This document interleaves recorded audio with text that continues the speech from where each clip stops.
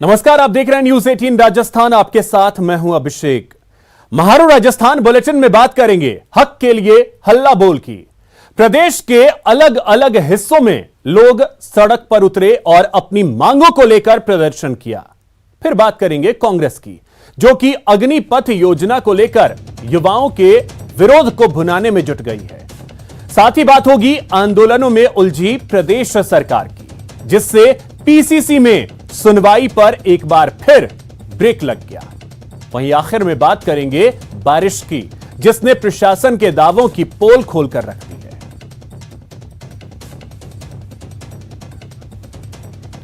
तो चलिए बुलेटिन में सबसे पहले बात करेंगे अपने हक के लिए शहर शहर संग्राम की। तस्वीरें आपको दिखाते हैं आपके टीवी स्क्रीन पर। संग्राम से जुड़ी 3 तस्वीरें, जिसमें लोग अपनी मांगों को लेकर सरकार से गुहार लगा रहे हैं। पहली तस्वीर जयपुर की है, जहां अपनी मांग के लिए शिक्षकों ने मुर्गा बनकर अनोखा प्रदर्शन किया। दूसरी तस्वीर चित्तौड़गढ़ की है, जहां स्कूलों में काम करने वाले कुक ने कलेक्ट्रेट पर प्रदर्शन किया और पर्याप्त व्यवस्थाएं और ड्रेस कोड निर्धारित करने की मांग की। और तीसरी तस्वीर कोटा की है, जहां लहसुन किसान सड़कों पर उतरे और कमिश्नर कार्यालय के बाहर प्रदर्शन किया।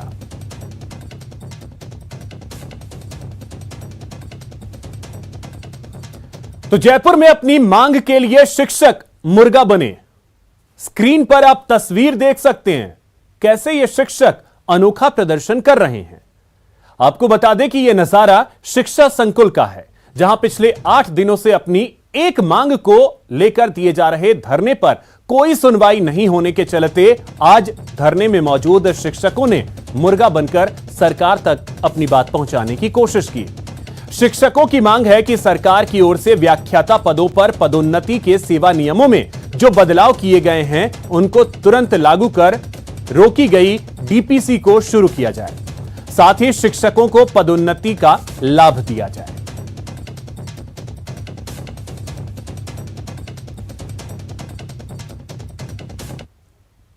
शिक्षा मंत्री जी, इस धरने में जो मांग रखी है नियम को लागू कराने की, आदेश को लागू कराने की, ये जायज़ है। और कल्ला साहब से मिलकर के भी बात करेंगे कि इसको लागू करें, ताकि लाखों जो टीचर शिक्षक हैं, इनकी पदोन्नति की प्रक्रिया रुकी हुई है, इसको लागू किया जाए। शिक्षा मंत्री महोदय ने एक लेटर पैड पे एक लाइन लिखी है, जिसके कारण हमारी डीपीसी प्रक्रिया रोकी गई है। तो हम तो आपके चैनल के माध्यम से माननीय मुख्यमंत्री महोदय, शिक्षा मंत्री महोदय से ये आग्रह करना चाहते हैं कि उस लाइन को हटाकर जो डीपीसी की जो प्रक्रिया है, जो सूची जारी हो चुकी है, उसको तुरंत लागू करवाई जाए और जून माह के अंदर पदोन्नति करवाई जाए। वहीं चित्तौड़गढ़ के अलग अलग स्कूलों में काम करने वाले कुक कम हेल्पर कर्मचारियों ने चित्तौड़गढ़ जिला कलेक्ट्रेट पर भारी संख्या में बारिश के बीच प्रदर्शन किया। प्रदर्शन के दौरान इन लोगों ने बताया कि अलग अलग संस्थाओं में पोषाहार बनाने वाले कर्मचारियों के लिए ना तो पर्याप्त व्यवस्थाएं हैं, ना ही इनके लिए कोई ड्रेस कोड, और इनको वेतन भी समय पर नहीं दिया जाता है। जिला कलेक्टर के जरिए मुख्यमंत्री के नाम ज्ञापन सौंपकर इन लोगों ने अपनी समस्याएं दूर करने की मांग की।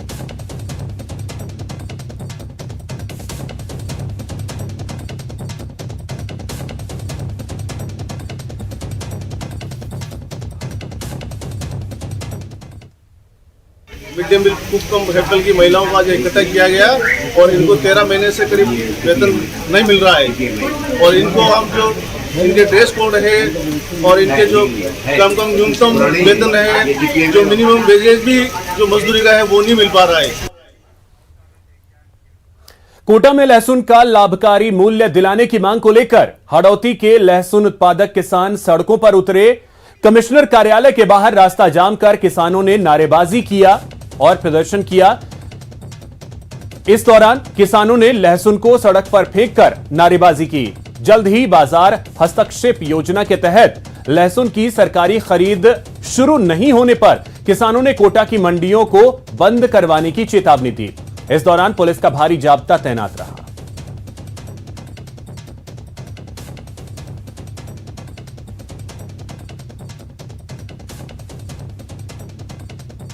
तो लहसुन उत्पादक किसानों से बात की हमारे संवाददाता ओम प्रकाश मारू ने। बाजार हस्तक्षेप योजना के तहत लहसुन की सरकारी खरीद शुरू करने की मांग को लेकर कोटा में जो किसान हैं वो सड़कों पर उतर आए हैं और आंदोलन कर रहे हैं। किसानों की एक ही मांग है कि लहसुन के दाम बहुत ही कम है और उनको सरकारी खरीद शुरू करके राहत प्रदान की जानी चाहिए। तस्वीरें हम आपको दिखाना चाहते हैं। ये मुख्य जो सड़क है उनको किसानों ने जाम कर दिया है और लंबी वाहनों की जो है कतारें लगी हुई है। संभागीय आयुक्त कार्यालय के बाहर किसान आंदोलन की राह पर है।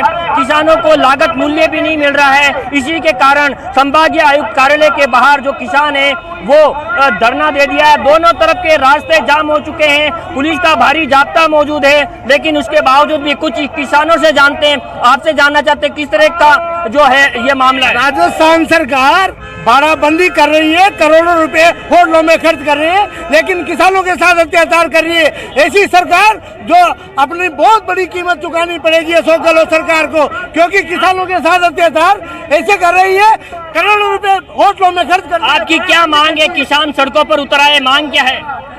किसानों को लाभकारी मूल्य चाहिए, लहसुन सरकार को खरीदना चाहिए। केंद्र सरकार ने मंजूरी दे दी, फिर भी राज्य सरकार की नीति में कोर्ट ने कहा राज्य सरकार खरीदना नहीं चाहती और किसानों के एक बीघे में 50,000 खर्चा आता है लहसुन का। कुछ और किसानों से हम बातचीत करते हैं और उनसे जानना चाहते हैं, आपसे जानते हैं किस बात को लेकर आज किसान आंदोलन की राह पर है। लहसुन खरीद और फसल बीमा दो ही बिंदु हैं हमारे। लहसुन का क्या दाम नहीं मिल रहा है? दाम नहीं मिल रहा है, सरकार खरीद नहीं रही है और बेवकूफ बना रही है 2 महीने से। हम क्या मांग को लेकर आंदोलन कर रहे हैं? लहसुन की मांग को लेकर आंदोलन कर रहे हैं सर। तो ये तस्वीरें हम आपको दिखा सकते हैं कि यहाँ जो आप पीछे देख सकते हैं जो पुके जो रास्ता है यहाँ जाम हो चुका है और संभागीय आयुक्त कार्यालय के बाहर जो किसान हैं दोनों तरफ का जो रोड जाम करके सड़कों पर बैठे हैं और आंदोलन कर रहे हैं। किसानों की एक ही मांग है फिलहाल की जो लहसुन है, लहसुन उत्पादक किसानों को उनका जो लागत मूल्य मिले ताकि उनको राहत मिल सके। कोटा से न्यूज़ 18 राजस्थान के लिए ओम प्रकाश मारू। अग्निपथ योजना को लेकर युवाओं में खासा आक्रोश है। देश भर में जगह जगह केंद्र सरकार की इस योजना के खिलाफ जमकर प्रदर्शन हो रहा है। इस बीच कांग्रेस को अग्निपथ का विरोध कर युवाओं को साधने का सुनहरा मौका जरूर मिल गया। देखिए रिपोर्ट।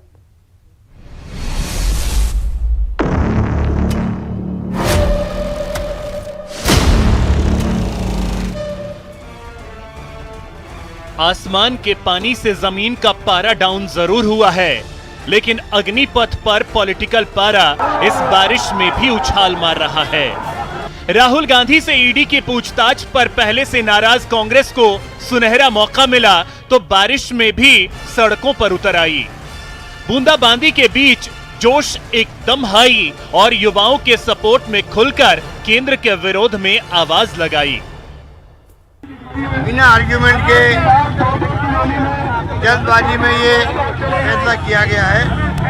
इसको देश की जनता ने अस्वीकार कर दिया है। रिटायर्ड फौजी अफसरों ने सबने अस्वीकार कर दिया है। अग्निपथ पर युवाओं के आक्रोश से कांग्रेस की उम्मीद जगी है। मुख्य धारा में लौटने का पार्टी के पास इससे बेहतर मौका नहीं होगा। यही वजह है कि पार्टी विरोध के जरिए युवाओं को साधने की कवायद में जुट गई है। अग्निपथ स्कीम को युवाओं के खिलाफ करार दे रही है। देश की सेना में संविदा के ऊपर भर्ती करने का निर्णय जो अग्निपथ योजना के तहत अग्निवीर लेने के लिए देश के प्रधानमंत्री जी ने किया है, ये हमारे देश के खिलाफ है, हमारे देश की सुरक्षा के खिलाफ है, हमारे युवाओं के खिलाफ है। अगले साल के अंत में प्रदेश में चुनाव होने हैं और कांग्रेस अभी से 2023 की जंग जीतने की जुगत में लग गई है। तभी तो बिना देर किए अग्निपथ योजना के विरोध में प्रस्ताव पारित कर दिया। केंद्र सरकार से सवाल कर रही है, केवल 4 साल के लिए भर्ती क्यों? पूरे देश को अग्निपथ पर जलाना चाहते हो, नौजवान की उम्मीदों को जलाना चाहते हो। पहली बार मैंने ऐसा देखा है, नौजवान को रोजगार मिलता है सिर्फ 4 साल के लिए। इससे बड़ा पाप कुछ हो सकता है? इससे पहले भी कांग्रेस कृषि कानून के विरोध में किसान आंदोलन का समर्थन कर चुकी है। साथ ही महंगाई के खिलाफ कई बार मोर्चा खोला है। अब अग्निपथ का विरोध कर देश के युवाओं को साधने में जुट गई है। दिनेश शर्मा, न्यूज़ 18 राजस्थान, जयपुर। कांग्रेस के सीनियर लीडर्स का डेलीगेशन ने आज राष्ट्रपति रामनाथ कोविंद से मुलाकात की और उनके सामने राहुल गांधी से ईडी की पूछताछ को लेकर हुए विरोध प्रदर्शनों के दौरान पार्टी के कुछ सांसदों के साथ दिल्ली पुलिस के कथित दुर्व्यवहार और अग्निपथ योजना का मुद्दा उठाया। इस डेलीगेशन में सीएम अशोक गहलोत, राज्यसभा में नेता प्रतिपक्ष मल्लिकार्जुन खड़गे, लोकसभा में कांग्रेस के नेता अधीर रंजन चौधरी, वरिष्ठ नेता पी चिदंबरम, जयराम रमेश और कई अन्य नेता शामिल थे।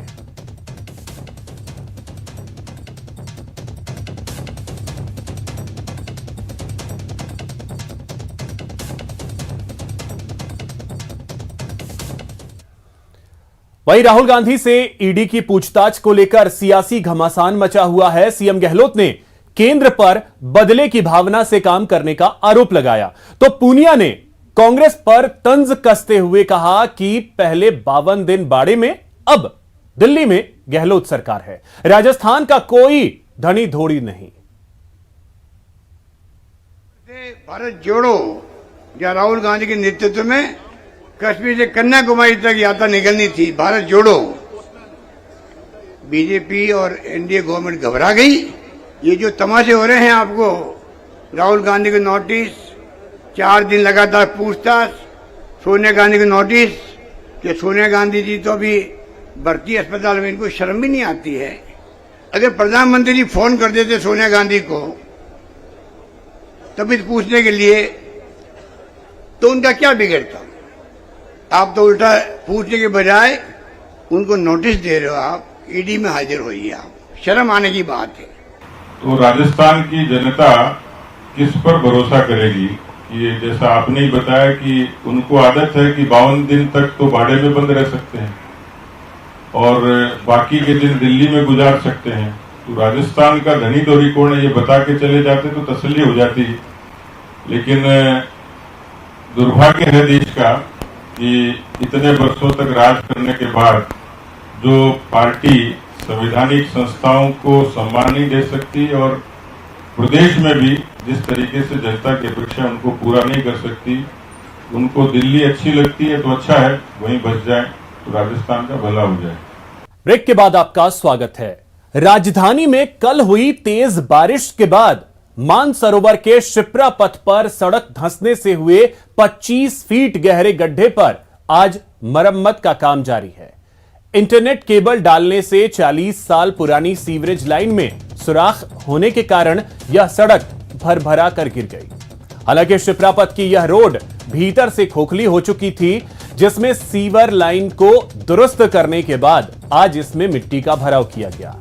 वहीं सहकार मार्ग पर इमारत के बेसमेंट में भरे गए पानी को निगम के पंपों की मदद से बाहर निकाला गया। जानकारी के मुताबिक जेडीए ने इस मामले में निजी बिल्डर पर भी कार्रवाई की तैयारी की है। साथ ही पड़ोस में निवास करने वाले लोगों के मकानों में आई दरारों के बाद आज इसे दुरुस्त किए जाने का काम भी किया गया। प्री मॉनसून की बारिश ने निगम जेडीए की पोल खोल करके रख दी है। अभी बारिश की शुरुआत हुई है और इससे पहले ही सड़कें धंसना शुरू हो गई है। ये जो तस्वीर आप देख रहे हैं ये शिप्रा पथ की है।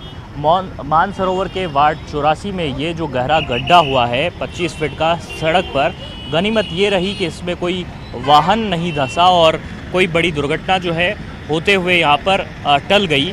लेकिन अब जो है इसकी यहाँ पर मरम्मत का काम जो है वो निगम के द्वारा किया जा रहा है। जो 40 साल पुरानी सीवर लाइन थी उसमें पंचर होने के बाद में जो ये गड्ढा था वो सड़क पर बन आया था और उसे अब पाटने की कोशिश जो है वो की जा रही है। इस गड्ढे को भरने के लिए मिट्टी के जो ट्रक हैं वो यहाँ पर मंगाए जा रहे हैं और निगम की ओर से जो तैयारियां हैं वो यहाँ पर की जा रही है। लेकिन अभी भी उम्मीद ये है कि अभी कम से कम जो दोनों लेन का यहाँ पर वाहनों की आवाजाही है वो अभी कुछ दिनों के लिए तो नहीं हो पाएगी। कम से कम 10 से 15 दिन अभी इसको ठीक होने में लगेंगे। इसकी जो सड़क का निर्माण है वो वापस से यहाँ पर कराया जाना होगा।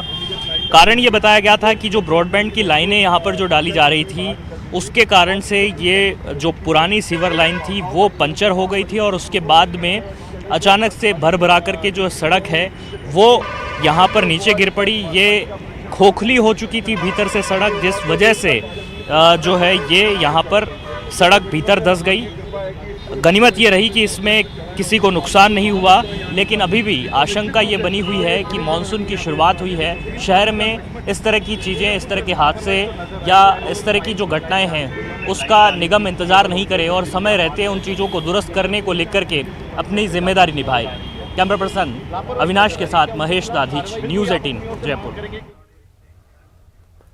वहीं बारां शहर में खराब सफाई व्यवस्था को लेकर बीजेपी का गुस्सा फूट पड़ा। मॉनसून से पहले शहर के नालों की साफ सफाई में कोताही बरतने का आरोप लगाते हुए बीजेपी ने नगर परिषद कार्यालय के बाहर जोरदार प्रदर्शन किया। रविवार को हुई प्री मॉनसून बारिश में शहर में कई जगहों पर पानी भर गया, जिससे आम लोगों को काफी दिक्कतों का सामना करना पड़ा। इसी से नाराज बीजेपी ने नगर परिषद आयुक्त रिंकल गुप्ता का घेराव किया। बीजेपी पार्षदों का आरोप था कि 2 महीने पूर्व से ही नगर परिषद आयुक्त से सफाई व्यवस्था दुरुस्त कराने की मांग की जा रही थी, लेकिन परिषद ने इस पर ध्यान नहीं दिया और इसका खामियाजा पूरे शहर को उठाना पड़ा। वहीं परिषद के अधिकारियों का तर्क है कि टेंडर में देरी की वजह से इस बार नाले की सफाई में देरी।